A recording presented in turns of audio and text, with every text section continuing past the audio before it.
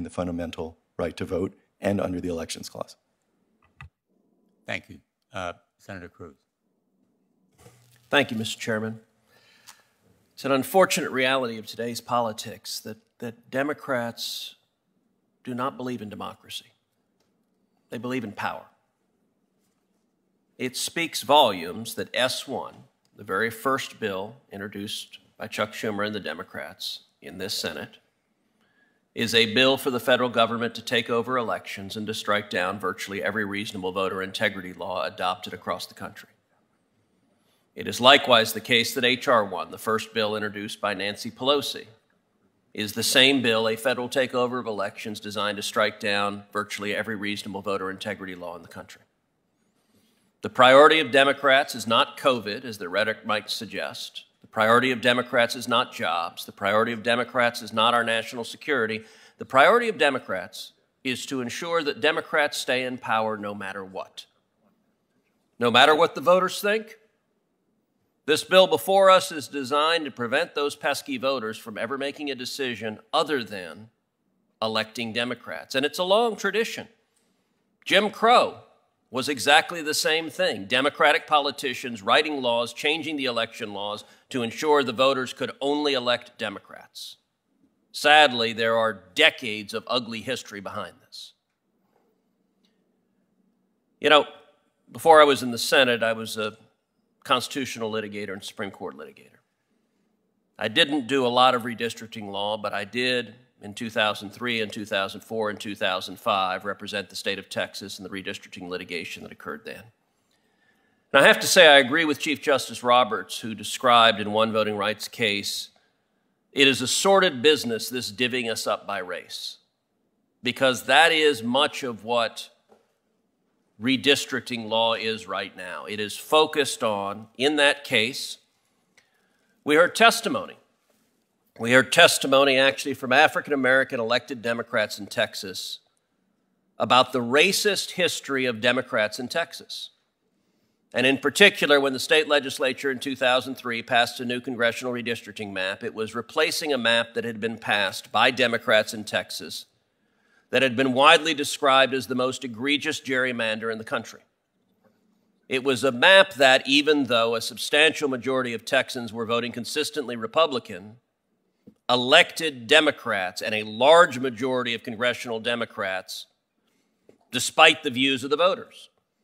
And Democrats fought tooth and nail, including fleeing to Ardmore, Oklahoma, including fleeing to Albuquerque, New Mexico, to try to keep their partisan gerrymander in place, to elect Democrats, even though the voters didn't want to elect Democrats.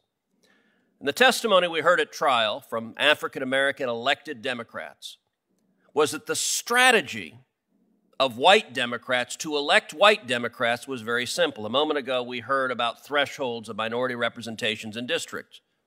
The testimony we heard at trial is that white Democrats knew that if you put a sufficient number of African-American voters in a district, but not too many, and a sufficient number of Hispanic voters in a district, but not too many, that in the primary, that the African-American Democratic voters would join with white Democratic voters in voting against an Hispanic Democrat, and that the Hispanic Democratic voters would join with white Democratic voters in voting against a black Democrat. And the result would be exactly what happened in Texas. White Democrats would win the primaries, and then those minority voters would vote for Democrats in the general, and it would ensure that white Democrats stay in power in perpetuity. Texas legislature, the Republican legislature, eliminated that gerrymander and resulted in a map that actually elected a congressional delegation that reflected the views of the voters of Texas. And Democratic activists viewed that as an abomination. Why? Because their objective is to elect Democrats. In the state of Texas, I'm the first Hispanic ever elected as a U.S. Senator. The activists who are engaged on these issues did not celebrate that issue because you are not Hispanic if you are not Democrat in their view. Never mind that every time I've been on the ballot in Texas, over 40% of Hispanics have voted for me. Never mind that Texas is the only majority-minority state in the union that consistently elects Republicans. That arouses the ire of Democratic activists because we minorities aren't supposed to think for ourselves. In fact, we're told by enlightened Democrats that we Hispanics are too dumb to figure out how to get a driver's license. I'll be damned. We can't drive a car. We can't get on a plane. We can't get married. We're just not smart enough. It's offensive and it's ridiculous. It's why the overwhelming majority of Americans support voter ID, because they know the Democrats, they don't even believe what they're saying. They know that. This is about political power. That's what it's all about. And what does this bill say? If you believe in democracy, what do you want? If you believe in democracy, you want the voters to be able to vote for policies they support. That would mean if the voters support for policies like photo ID, you should have a photo ID law. This bill says, no. You voters are not smart enough to know that. We're going to take the power away from you by giving it to unelected bureaucrats who can strike down what an entire state legislature, in Texas, our legislature is elected by 29 million people. One bureaucrat at the Department of Justice has more power under this bill than 29 million people in the state of Texas. You want to talk about something offensive to democracy? Saying one bureaucrat at DOJ has more power to enact laws than 29 million voters going and exercising the democratic franchise. You know, earlier in this hearing, we heard testimony about discrimination against Asian Americans. I agree, there's a lot of discrimination against Asian Americans. Some of the most egregious discrimination against Asian Americans occurs in elite academic institutions like Harvard and Yale and Princeton that discriminate against Asian Americans, that have quotas against Asian Americans. I'm a graduate of Princeton and Harvard. The chairman is a graduate of Yale. All of those institutions have quotas that are every bit as noxious as the quotas in the 50s and 60s against Jews. They were enforced against Jews. We don't want too many Jews, is what those academic institutions said. Now they say we don't want too many Asian Americans. We're going to have reverse quotas. What's one of the very first things the Biden Department of Justice did? The Civil Rights Division. They dismissed the lawsuit from the U.S. Department of Justice against Yale University for discriminating against Asian Americans. Because politically, they support that discrimination. And I would note, by the way, earlier this year, when voting on a bill on Asian American discrimination, I introduced an amendment. It was a one-paragraph amendment that said federal funds shall not flow to any educational institution that discriminates against Asian Americans in admissions or in granting scholarships. It was straightforward, it was simple, and every single Democrat in the United States Senate voted against it. Every single Democrat said, in effect, we support discriminating against Asian Americans when it suits our politics. This ain't about protecting the rights of voters. This is about keeping Democrats in power. Ms. Reardon, you've served in the Civil Rights Division of the Department of Justice. Can you tell this committee the extent to which that division has exercised partisan decision-making in your experience? One of the things, one of the most egregious situations that I've observed is when the city of Kinston, North Carolina, submitted a change for preclearance wherein they were no longer going to run on a party. They wanted to run nonpartisan. And this is an African-American majority city. So the African-Americans controlled, the city council who wanted to make that change. And the department objected to the change because it felt, and in its letter, it said basically that if there was no D next to the name of the candidates, then the African Americans would no longer get elected and they would not know who to vote for. So they were clearly protecting the Democrat Party, and they were also insulting the African Americans that live within the city of Kinston, as well as the elected officials. Well, unfortunately, there's a lot of protecting the Democratic Party and insulting African American voters and Hispanic voters in the process. Mr. Chairman, I have in front of me a statement from Steve Marshall, who's the Attorney General of Alabama, who has submitted a statement that responds to charges that voter integrity laws are unnecessary. and cites, among other things, 2 Alabama mayoral elections in 2016 that were overturned because of voter fraud. So I ask unanimous consent that this statement be included in the record. Without objection.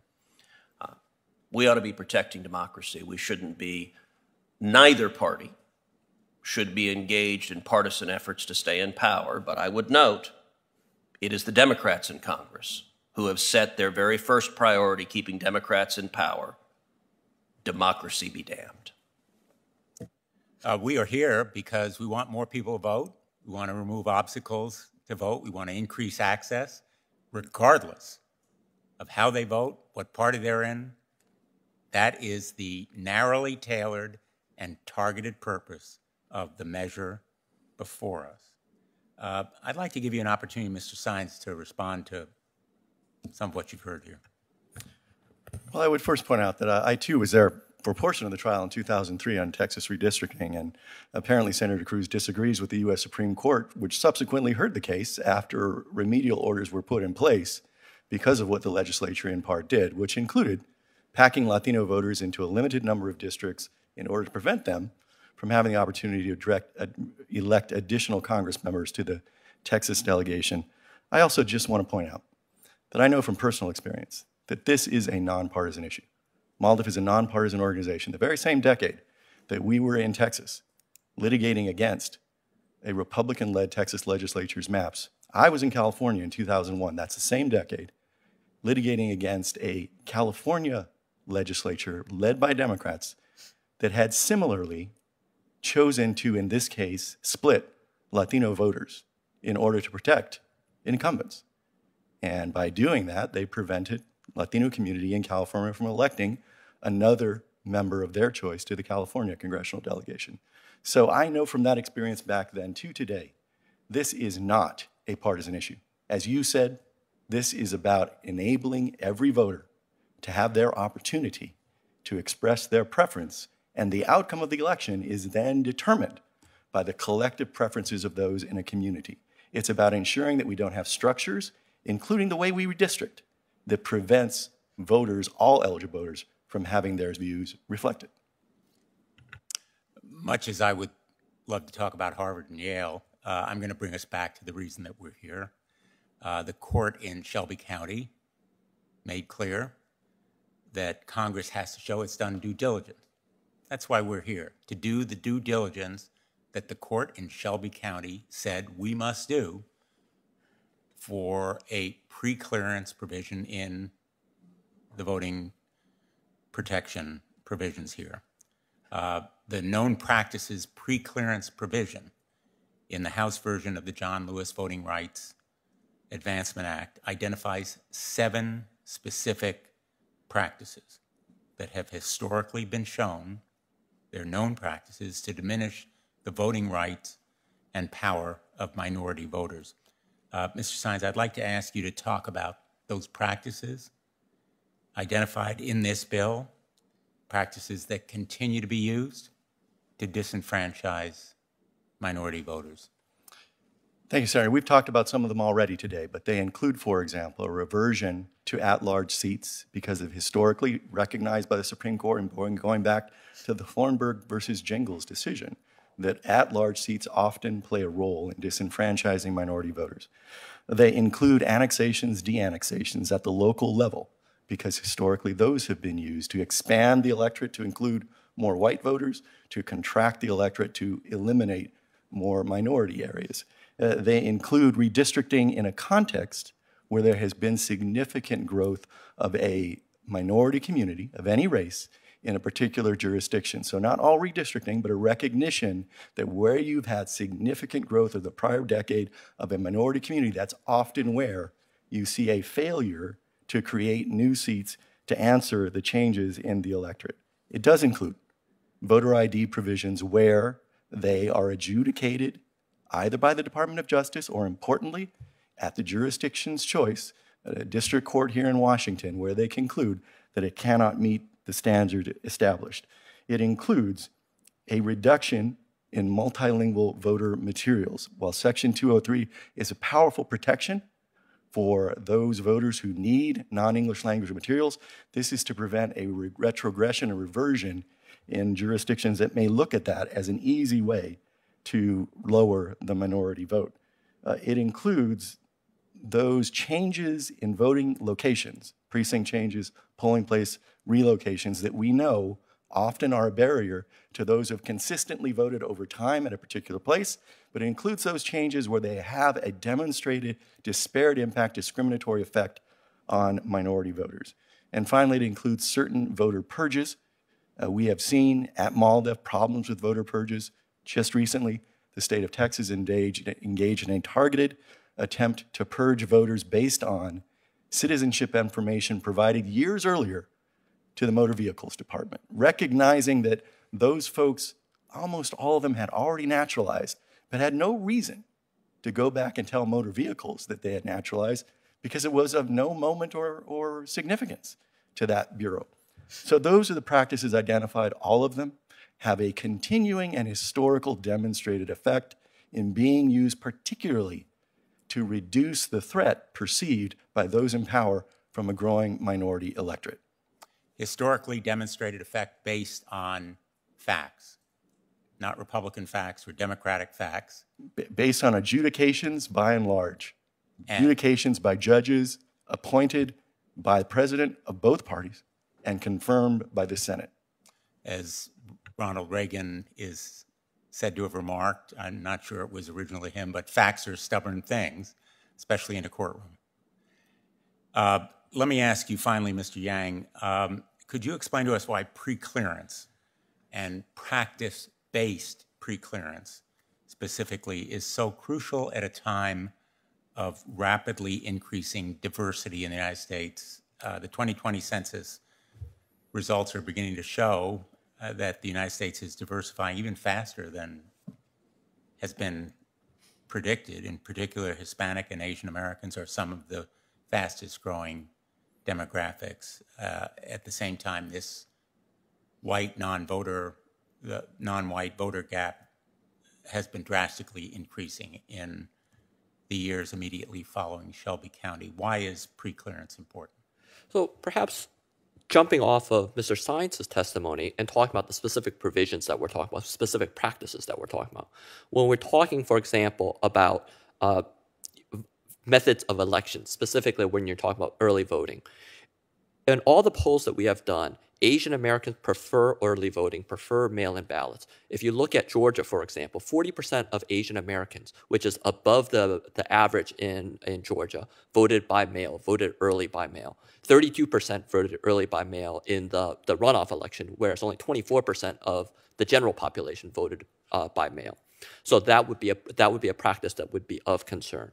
If you're looking at a reduction in multilingual voting materials, Asian Americans, approximately 1/3, I think it's actually about 30% of Asian Americans, are what would be considered limited English proficient.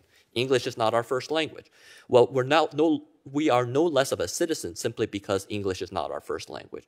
The notion of disenfranchising voters simply based on language is something that we should not be countenancing. With respect to voter purges, I think Mr. Science testified about it very well. Again, one of the problems here is notification in language in a culturally appropriate way for the Asian American population, recognizing that Asian Americans are lower propensity voters.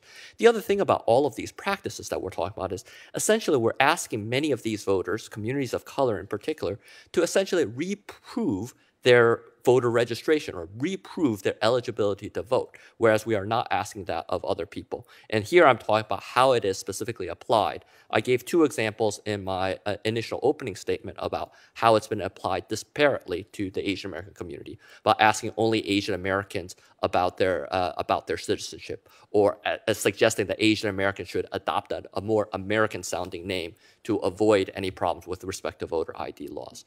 So those are some of the ways in which practice-based preclearance specifically affect our community and why it is so important for our community. Thank you. I'm going to close this hearing. Documents for the record may be submitted. The record will remain open for 1 week. Mr. Chairman? For submission of questions or statements. And I'm happy to hear you in a moment, Senator Cruz. I ask unanimous consent to enter into the record a report entitled practice-based preclearance prepared by MALDEF, AAJC, and the National Association of Latino Elected Officials Education Fund, testimony from Dr. Luis Frega and Dr. Bernard Frega, and 3 reports on voting discrimination prepared by the Southern Poverty Law Center. Hearing no objections, Senator Cruz. Thank you, Mr. Chairman. I just want to briefly make an observation in response to the exchange between you and Mr. Sines. Mr. Sines made reference to the Texas redistricting case and the fact that it went to the U.S. Supreme Court. He is, of course, right, and as he knows, I'm the lawyer that argued that case before the U.S. Supreme Court. And Mr. Sines observed that the Supreme Court raised concerns about one district. That is true. The Supreme Court also upheld the redistricting map, upheld revoking the Democratic gerrymander that had kept Democrats in power despite the large majority of Texans voting for Republicans consistently. Of the 36 congressional districts, the U.S. Supreme Court upheld 35 of them. There was one district in which the Supreme Court required some modifications. That was CD 23. I would note even that district, the only district with which the Supreme Court found any concerns, that district today, CD 23, is represented by an Hispanic Republican. And so the efforts of the Democratic plaintiffs to insist that the Supreme Court somehow ensure that Texans keep sending a large majority of Democrats to Congress, even though the voters disagreed, the Supreme Court thankfully rejected that claim and followed the law instead, as it should have. This hearing is going to close. I'll invite any of the witnesses who want to respond in writing to any of the comments that have been made. You have an open invitation, a general question. I apologize that we can't let you do it now because Senator Cruz and I are about to miss a vote. And I am very, very grateful to every one of you for your very helpful and informative testimony. We are here to do our due diligence. You've aided us very, very significantly. We thank all of you. Thank you. This hearing is adjourned.